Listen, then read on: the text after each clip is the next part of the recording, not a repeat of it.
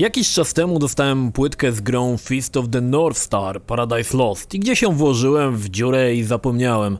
Ostatnio podczas porządku odnalazła się i postanowiłem sprawdzić, co to w ogóle za gra, o której w zasadzie cicho na internetach.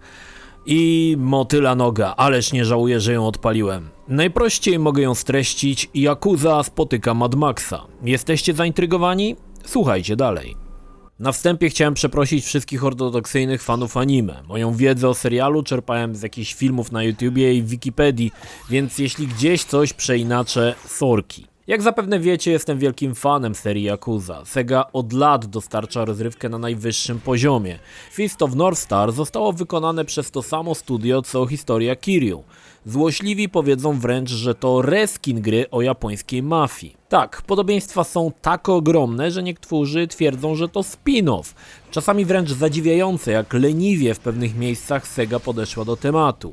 Ale jeśli ci to nie przeszkadza, szykuj się na kawał fantastycznej rozrywki w świecie post-apo, gdzie krew leje się strumieniami i każdy facet to naładowany sterydami i suplami haban, a każda kobieta jest zgrabna i piękna.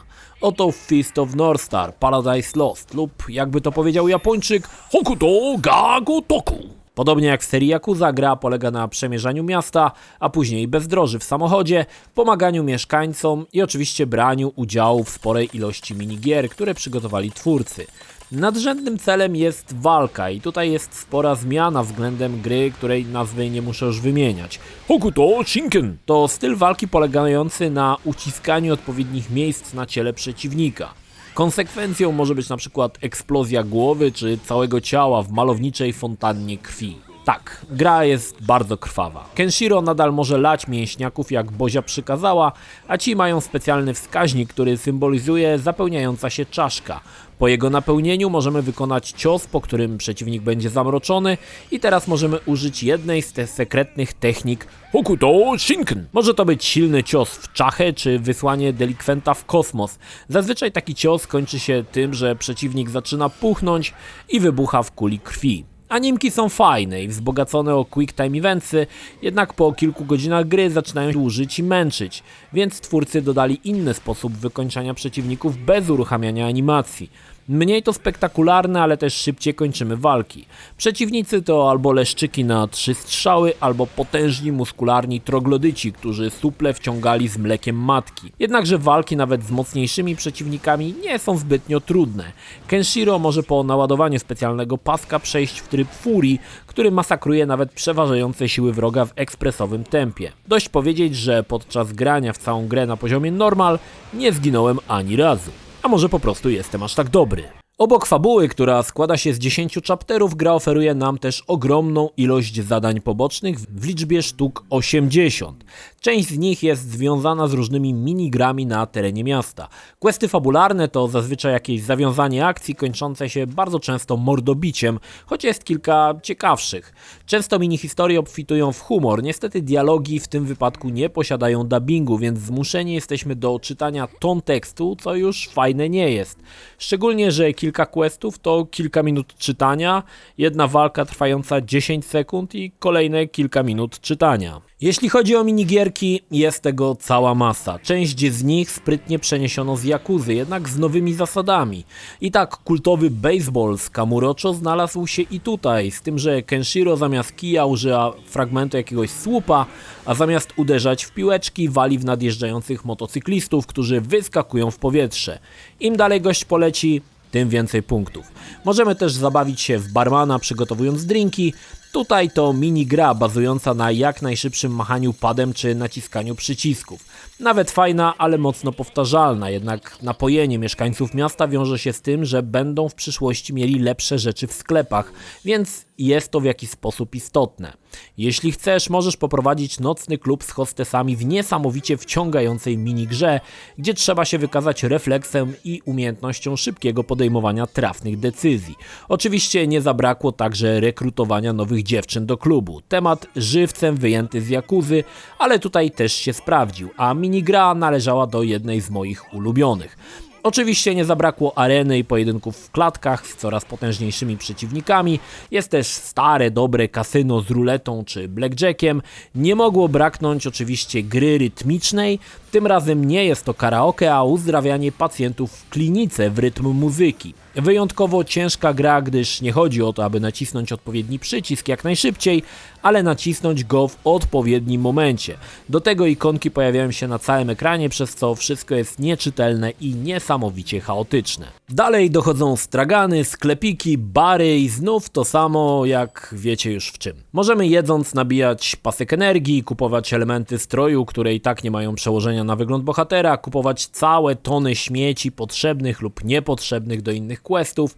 Warto wspomnieć na przykład o tym, że Kenshiro może wcielić się też w łowcę nagród i poszukać wyjątkowo niebezpiecznych typów, za których pokonanie chapiemy całkiem przyjemną kasiorę. Jeśli znudzi Ci się bujanie po Edenie, który jest gdzieś wielkości 1/6 Kamurocho, także za dużo sobie nie pobiegasz, możesz zasiąść za sterami swojej fury i ruszyć na bezdroża. W samochodzie można upgrade'ować wiele elementów, które przy okazji otwierają kolejne części mapy.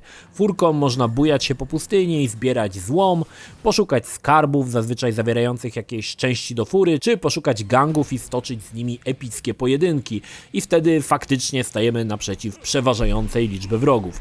Czy wreszcie wziąć udział w wyścigach. Jeżdżenie furą jest całkiem ok, teren jest spory, choć denerwuje to, że aby ulepszyć jakąś część samochodu, trzeba się najeździć za złomem. Warto pamiętać, że samochód ma określoną ilość paliwa, więc nie można bujać się po pustyni w nieskończoność. Za wykonane questy dostajemy specjalne orby, które można przeznaczyć na rozszerzanie umiejętności Kenshiro. I tak, dokładnie tak jak w Yakuzie. Nawet większość perek jest identyczna, więc nie będę dłużej się nad tym pochylał. Gra, podobnie jak seria, o której chyba już tu wspominałem, obfituje w liczne sekrety, tajemnicze znajdźki, które docenią osoby lubujące się w takich rzeczach. Dość powiedzieć, że ukończenie gry na 100% zajmie grubo ponad 40-50 godzin, więc jest w co grać. Oczywiście w każdej chwili możemy zarzucić wszystkie poboczne dobra przygotowane przez twórców i zmierzyć się z historią. Ta obfituje w pojedynki z bossami, czasami kilkukrotnie większymi od Kenshiro, a historię ubarwiają fajnie wykonane cutscenki i całe szczęście jest w nich pełny dubbing. Grę też można uruchomić w języku japońskim lub angielskim. Ze swojej strony polecam pierwsze rozwiązanie, bo w rolę Kenshiro wcielił się niezrównany Takaya Kuroda, który jest głosem Kazumy Kiryu w grze, której tytuł powinien wyryć wam się już na blachę. Dodam, że znajomych głosów znajdziecie tutaj o wiele więcej. Graficznie postanowiono bardziej upodobnić grę do anime i postawiono na cel shading z komiksowym sznytem. Mnie przypadło to do gustu, bo faktycznie miejscami gra wygląda jak japońska animacja. Wszystko śmiga w 60 fps w 1080p na konsoli PlayStation 4 Pro. Można uruchomić ją też w 4K z 60 fps, choć mam wrażenie, że wtedy grafika jest po prostu upskalowana. Choć i tak cieszy Michę 60 klatek. Również miejscówki nie mają się czego wstydzić. Nie obfitują w ogromną liczbę detali, ale są schludne, a cel shading dodaje im tylko uroku. Przyczepić się można do znudzenia powtarzalnym postaciom. Niby mutanci różnią się między sobą, jeden ma wąsa, a drugi jakąś fryzurkę, ale i tak widać, że baza postaci była ta sama, tylko doczepiono im po prostu inne detale. Jeśli chodzi o muzykę, jest tutaj kilka kawałków, które kojarzą mi się z melodyjnym metalem lat 80., czyli darcie japy na wysokich częstotliwościach. W sumie gra bardzo zbliżona jest do filmowego post-apo lat 80., wiecie, punki ubrane w stroje z kolcami, te sprawy, więc i muzyka całkiem nieźle pasuje do całości. Mnie nie męczyła, i może tak to podsumuję. Fist of North Star Paradise Lost jest absolutnym must have dla fanów Yakuzy. Mam nadzieję, że tych trzech typów w Polsce ogląda tą recenzję. Jednak trzeba się przygotować, że to miejscami chamski rip-off z innej gry. Niemniej setting jest fajny, klimat jest bardzo dobrze zarysowany, fabuła ciekawa i nie męczy, no i jest mnóstwo rzeczy do zrobienia poza fabułą. Do tego dochodzi przyjemna, płynna grafika plus jeżdżenie furą po bezdrożach. Fist of North Star to bardzo dobra gra. Bawiłem się nie gorzej niż przy ganianiu Kiryu po Kamurocho, choć widać, że ta gra nie była oczkiem w głowie Segi. Można powiedzieć, że to taka Yakuza, tylko trochę w pomniejszeniu. Mniejsze miasto, mniej zadań pobocznych, krótsza historia. Ale i tak Sedze udało się na bazie innego tytułu stworzyć coś, co wciąga i jest po prostu dobre. Mam nadzieję, że choć jeden z tych trzech typów lubiących Yakuzę sięgnie po pięść północnej gwiazdy i sam się przekona, jakie dobro wielu graczom przejdzie koło nosa.